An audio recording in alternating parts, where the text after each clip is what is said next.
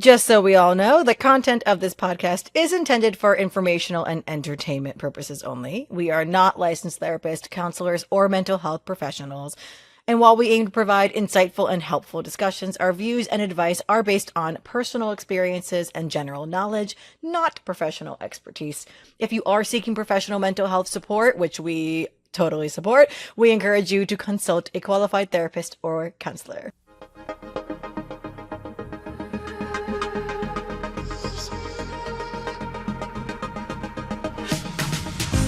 And we are back with part 2 of our episode with Matt Sav. Matt Sav, thank you so much for being here. Director of the Royals of Malibu. I know we had a really long episode last week, so we are going to continue with the last 2 questions today. Let's get into it. This one has to do with some drama in a friend group, and it is anonymous. Are you ready? Very ready. All right, here we go. I've been in a friend group since college, and 2 years ago, 2 friends in the group had a bad falling out.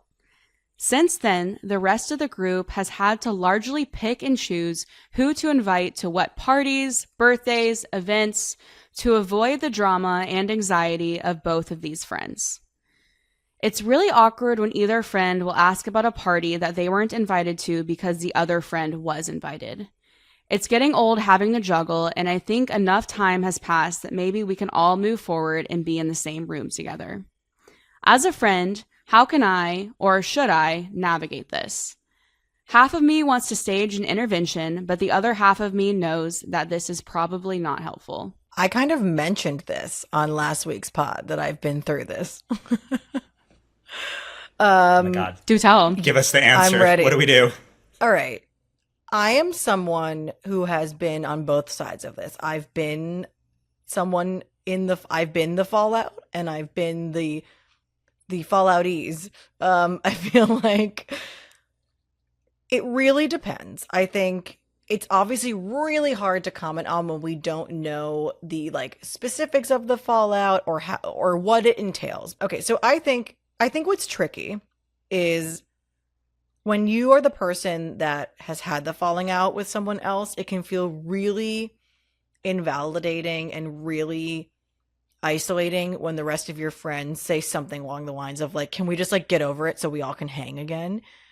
It's hard if you and so it's you don't want to be unsupportive, but it sounds like there's maybe a sliver of a possibility that there is for the sake of the group, a truce to be had. I think it really depends. I think if you both are still very actively in this group, you both want to stay in this group, you don't want to lose the group, you'd hope that maybe at this point in time, is there a mutual respect for each other and for the other friends in the group?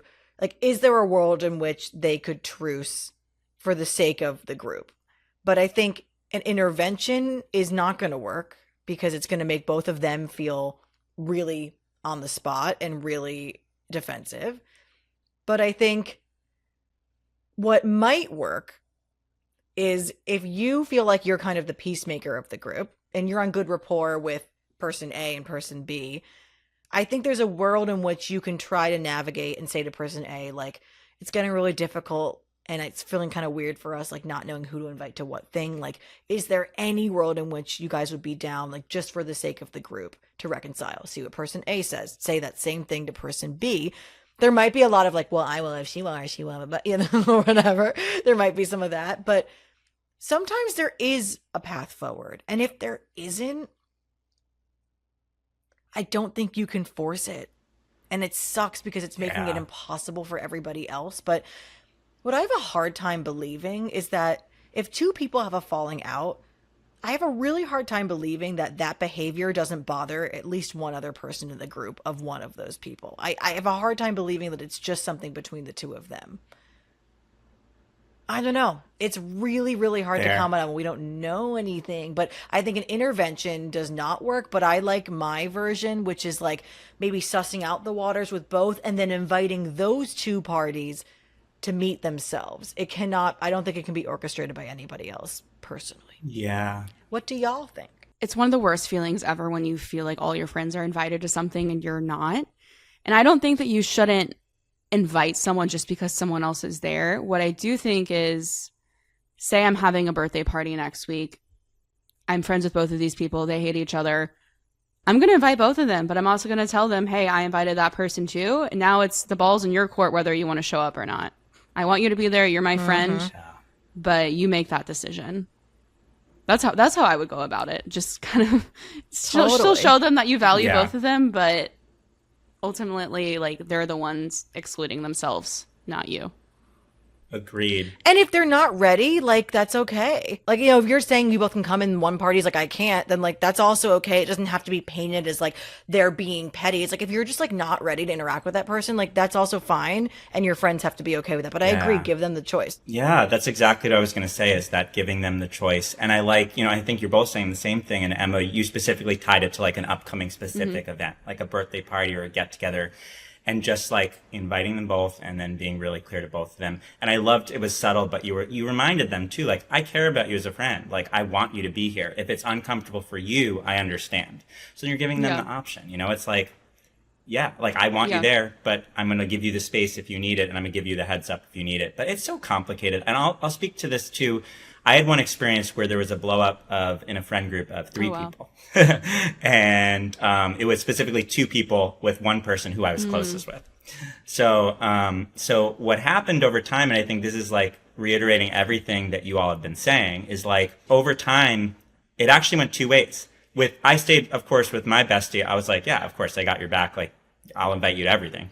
But with the other 2 of them, like, it just took time, but you know, 2 of them reconciled and 2 of them didn't. And so, you know, it's been similar. Like, it's been event after event where it's, you know, at this point, I'm not giving warning, maybe the first time or 2, like, hey, this person's going to be here, but I'll invite all 3 of them. And, you know, it's up to them to navigate how they please. But I think it shows, like, you could be surprised. These relationships can mend over time. I mean, like, think of in the Royals, right? What about Savannah and Ella? I never expected them to be friends.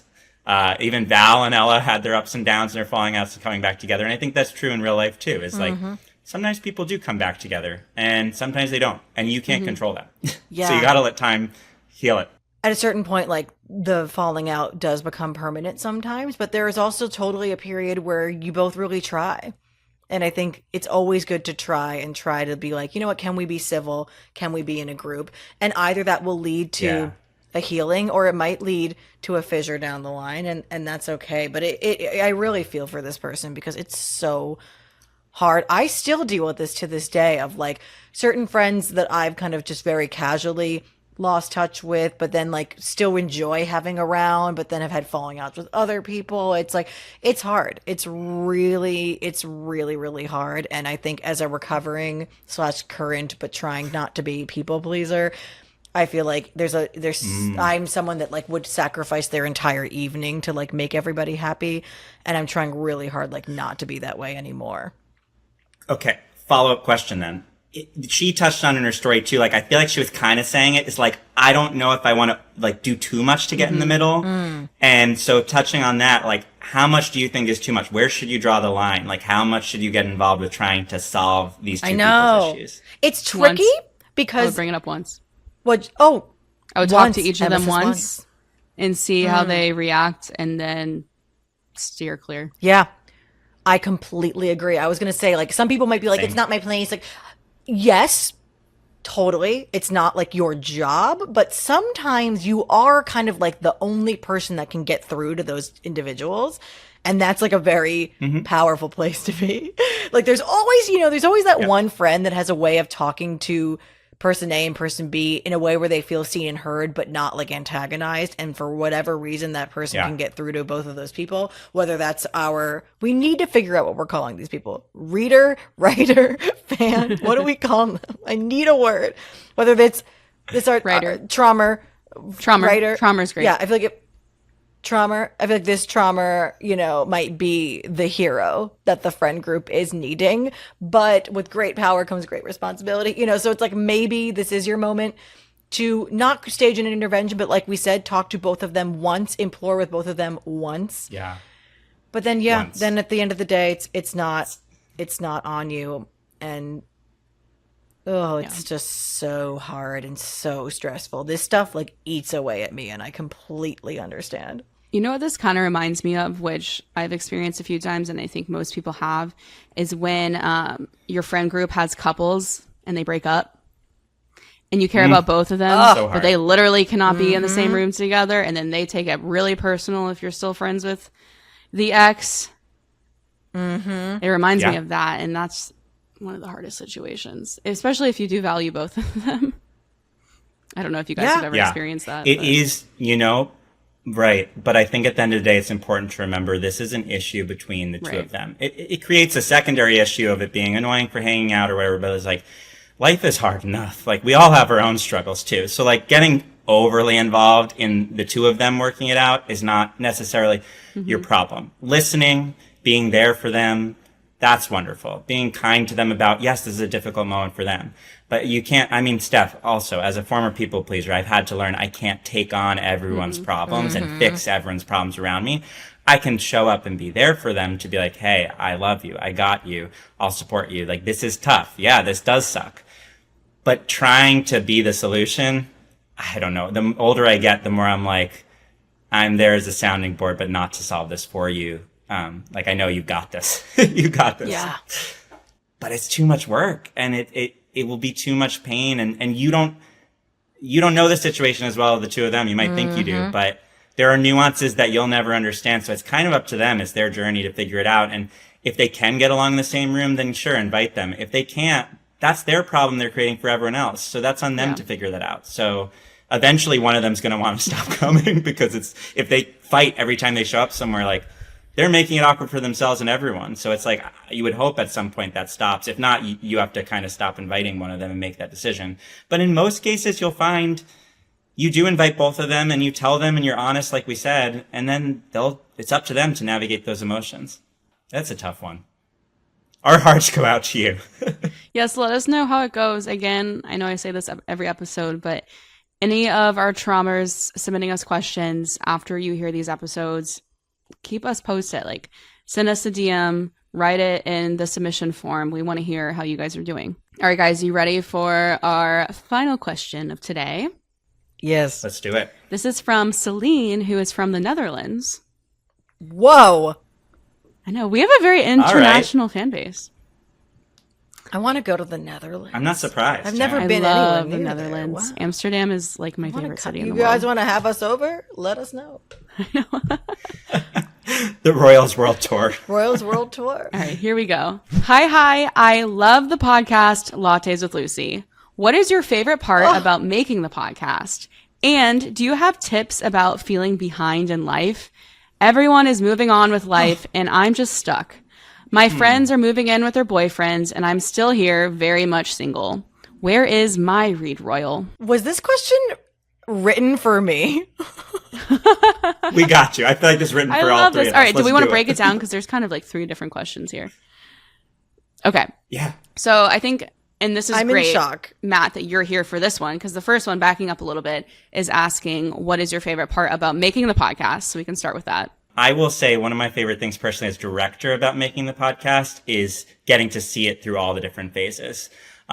So, seeing that word that we sort of like, or that phrase or that piece of dialogue that we went over 5 times, we're like, how would Val say that? How would Ella say that? And then seeing the voice actors get in the room and just be like, hell yeah, that is exactly how they would have said it. And then getting to post and then hearing that all enriched with the sound design. I think it's that moment when it all comes together in the first edit with sound design that we get to give feedback on. That it's like, oh my God, it's a convergence of all these talented people working on every small micro little detail of what this story is. And you have that incredible like moment when you're listening back and be like, yep, we created a world that didn't exist out of nothing. And here it is in my ears in 360. So yeah, it's that first listen back. That's my favorite moment. Emma. What about you? I think for me is moments like this, just the first thing she said, hi, I love the podcast, like, and getting all the DMs and like seeing all the comments that you guys leave, just seeing how much love you guys all have for the show means the world to all of us. I mean, it's weird. I mean, we just upload this online, right? Like we're not on a stage, we're not performing in front of you guys. Like sometimes it just feels like we're launching the show into the abyss, and sometimes it's weird to think that, okay, people are actually listening to this. This is actually brightening someone's day. And when we have these moments of realizing that, it's really special. So my favorite part is all of our fans. I think what's really lovely about making this is that, like, Royals of Malibu has been such a life raft to me in my acting career, and like playing Lucy has been like one of the joys of my acting career. And then giving advice to people is something I, as a person, have always loved doing, and I think is so important. And it's like so important to me that people feel supported and like seen and heard in some small way. And so for the fact that like this show could be providing not only like a sense of comfort to someone, but like actually be entertaining in any way and something they look forward to is like everything. And I think this is just very such cool. a Lucy answer, and I love that. And that's why you played Lucy. Yeah, to get to the rest of the question. All right, and I'll repeat the last part of the question. Do you have any tips about feeling behind in life? Everyone is moving on with life, and I'm just feeling stuck. My friends are moving in with their boyfriends, and I'm still here, very much single. Where is my Reed Royal? Celine, I think that we are divinely connected, because you don't even know this. Emma and Matt know this, but I'm like in the process of creating my own podcast right now with Lindsay Ploussard, who is a fellow producer and writer on Royals, called Late to the Party. I guess we're announcing it. Here it is. And it's all about how I feel really late in my life, because when I started, I'm 33 now, but I was 32 when we began. And I was like, I'm 32 and I'm single, and all of my friends are getting married or having kids or on their way to, or they're having like enormous career success. And I feel like I'm at this point where I don't know which way is up and what do I do? And so the whole podcast, give it a listen when it's out, hopefully soon. It will be out at some point. I think probably like late September-ish, but don't hold me to that. But my point is I have been on this incredible journey for months now, kind of trying to figure out how do you handle feeling late in your life, and where can you take action and get the things that you feel late to, and where can you just trust the timing and not force it into being. And so I understand so much, so deeply, wanting your Reed Royal already. And I think what I'm starting to learn is that if there are ways in which you're holding yourself back in your life, to be really honest about that and to try to take just like little steps towards making that happen. But equally as true is to stop feeling like the way that you're organically living like isn't right. I think it has to be a marrying of the two things. I think, yes, for instance, for me, I have never really truly in my heart of hearts prioritized dating. I will say that I did, I will feel like I did, but I didn't, because if people want to date, they go on dates, and it's not that easy, and there's so much that gets complicated, and the apps suck. I hear you, I see you, and not everyone just like randomly meets their knight in shining armor at a coffee shop. This is something interesting that a lot of people might not say, but I'm someone that I feel like hasn't dated as much as I'd like. And in a weird way, I think I'm now at 33 approaching dating from like a lot healthier of a perspective. And it's not to like take gain in others' losses, but there's a lot of people that in an effort to not be single jump from like toxic relationship to toxic relationship, and now in their 30s have an enormous amount of baggage from these like really unhealthy relationships. And not that I don't have baggage, I have plenty, but I feel like in a weird way I'm approaching relationships from a very mature like adult place, and I'm really proud of that. So you can wear your lateness as a badge of honor. It doesn't mean you're not impatient and annoyed and like want it to work out already, because I do too. Yeah. But I think, of course, you can't force these things. And I think a lot of my healing myself is realizing that even though I'm not getting things in the timeline that I would have wanted, I couldn't have rushed it if I tried. And I know this isn't the most succinct answer or the most eloquent answer, but I feel such a kindred spirit in you, Celine. I am so thrilled that you asked this, and I think trust that magic does happen. And this is what I genuinely think. This is like my latest. magic like does happen in our lives. Unexpected positive things do happen. And isn't it more fun that way? And like, yeah, you can sit in that like I'm bitter that I'm single place all day, and I live there a lot. But the other side of that is that at any moment, any day now, someone can come into your life that changes everything. And I love that. Thank you for sharing that. I think I'll touch on two things. The first is the feeling of being late to the party with dating. And the second is, how one approaches dating. In terms of late to the party, I think something that I've learned as I've gotten older is that there are so many pillars to what makes a good life, right? Like dating and romance is one of them, but so is your relationship to your friends. So is your relationship to your family. So is your relationship to yourself. So is your relationship to the work you do. So is the relationship to, the world around you. And sometimes reminding yourself that romance is a wonderful thing, but it's just one of those pillars. And so as I've gotten older, I've seen people go on all sorts of different journeys in life at different times. And frankly, there's a beauty to every journey. I am someone who did date a lot in college and then went through a long period in my 20s of not really dating at all. And it was in that time that I had so much like introspection and like self-discovery and adventures that I think people who are in partnerships didn't get to have. Because I was free as an individual in the world to do whatever the hell I wanted. And that's the thing. I mean, yeah, it's hard when if you're in high school or college and you see everyone around you dating and you're kind of stuck to this like path of, right, like people tell you what to do and where to go and what your social life is. When you get beyond that, the world is literally like, you can do whatever you want with it. And so remembering that's just one part of life. And if it's important to you, then yes, prioritize dating. And I'll get into the like about approaching dating second. But the first thing is like, there are a million different paths and every moment of your life is valuable, and like lean into whatever's in front of you. And like, I'll give an example. Like right now, I'm in a single period and I just spent 2 months. I subletted my apartment and traveled around with the money from subletting my apartment and had a really cool adventure. And a lot of my friends who are settled down at this stage, some of them have kids, which is a wonderful adventure too.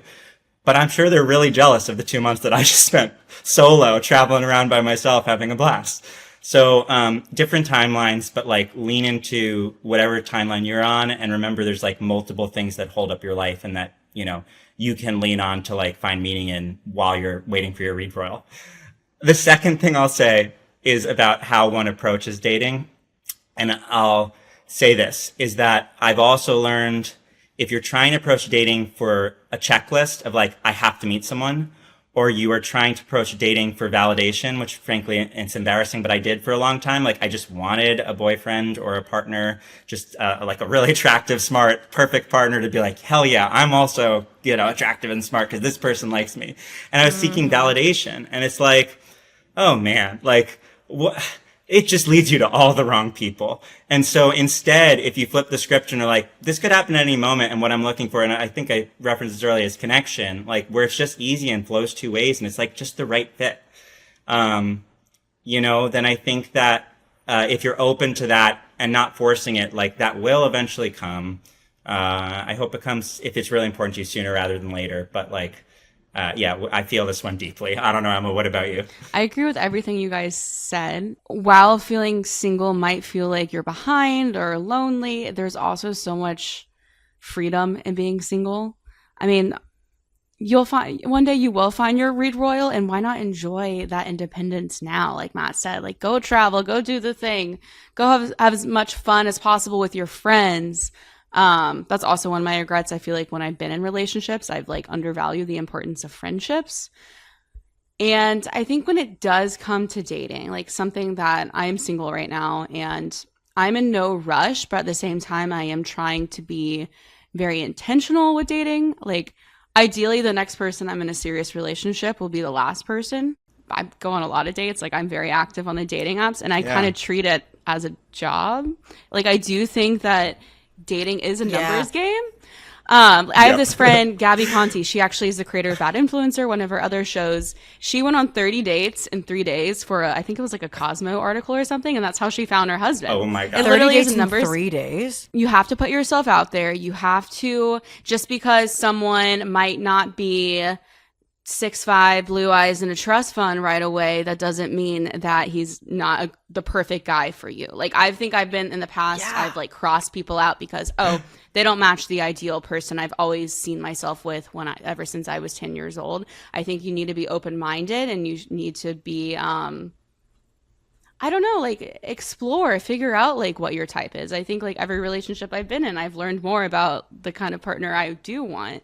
And I think if you treat dating as an adventure and keep yourself open and go on the date that you might not necessarily would have a few years ago, it's a numbers game, and odds are you will find someone eventually. And I don't put pressure on yourself too. And don't, the number one thing I'll also advise is, do not jump into a relationship because you want a boyfriend. I think we've all done it. And Matt, you've said this earlier too, in the past. We've all done it before. I really advise you against that, because like I said, just because all of your other friends are in relationships does not mean that they are more happy than you. I think you need to prioritize yourself and having as much fun while you can while you're single, because this is a really special time in your life, and be open. I love that. I couldn't agree more too. Like when you throw yourself out there, you have to be open, but also with like the modern dating. I mean, we're, for all you listeners, it's like there's various ages. Some people are in high school, college, some people are young adults. And it's like, I feel like when you're out in the world dating, it's, a lot of the times through these apps. And so there's going to be a lot of people who just ghost you, and you're like, you have no idea what's going on. You haven't met this person. You don't know them. So don't put too much stock in that. And there are a lot of people who are going to be like way too over the top, and it's just like, okay, whoa, chill out. Like, we're just getting to know each other. And look, like, and the thing is like, but the point is like, if you're going to throw yourself out there, I think with modern dating, it is going to be a lot of like intense emotions and energy. Like dating is, for a lot of people, it's a very emotional thing. And so I think kind of just like taking a step back and being like, you know what, if I get on these apps and start talking to people, there are going to be in the next week 5 people who ghost me. And there are going to be 5 people who are like, whoa, way too much. But you just kind of ride that out, and you be comfortable when those moments of rejection happen. You be comfortable when you're not into someone being really direct. But I think particularly if you live in a big city and you're on the dating apps, the volume is not an issue. But it's just like, it's just about navigating that, I think, with like resilience, like, and not taking things too personally when people reject you, so you can move on to the person who is the right fit. And you're really direct with people who aren't the right fit, so they can move on too. It is different, I will say, if you're in a small town. It's kind of like, okay, I only have these 5 options, particularly for all you gays out there in small towns. My heart goes out to you. We see you. We hear you. Well, all of our Traumers that submitted a question today, thank you so much. This was such a blast talking with Steph and Matt, our special guest, of course. We appreciate and love you guys so much. I really love doing this show, and I still don't understand how this is happening. Very grateful every moment. I'm so thrilled that you guys write in. It's unbelievable. Keep writing, keep listening, keep wanting season 3, because we do too. It's amazing. And honestly, I gotta say, Steph, too, is like, I'm just so happy that you're doing this, and I can't wait for where this goes with you and all the listeners, and Emma as well. I mean, I just think like, particularly the character Lucia, you really inhabit that like caring energy. And I could see it whenever, we were recording in the studio. You were just always looking out for everyone around you. And I think it's just really intrinsic to your being. And Emma as well. I mean, I gotta say, like, you really were looking in every direction and making sure that everyone had what they need and felt comfortable. And so it's just the two of you leading this makes so much sense. And everyone out there, you're really lucky to get to hear from these two each week. You, Matt. That's so kind. Yeah. We adore you. And have me back on and get me a mug. That's thank you so much for being here. You are truly so wise. We are not worthy. Oh my God. Likewise. Thank you for having me. Loved having this time with you all. And have me back on later. Well, should we cheers with our mugs? Absolutely. Cheers. Is that a thing you all do, or am I forcing this cheers moment? Clink, clink, clink. We'll get Carter and Morgan to sound design this moment of the clink. I would love that. Shout out to our 2 incredible sound designers. Yeah, and just a reminder, Traumers, we want your questions. We continue to want your questions. Even now, we still want to hear from you. We will never not want to hear from you. We always want to hear from you.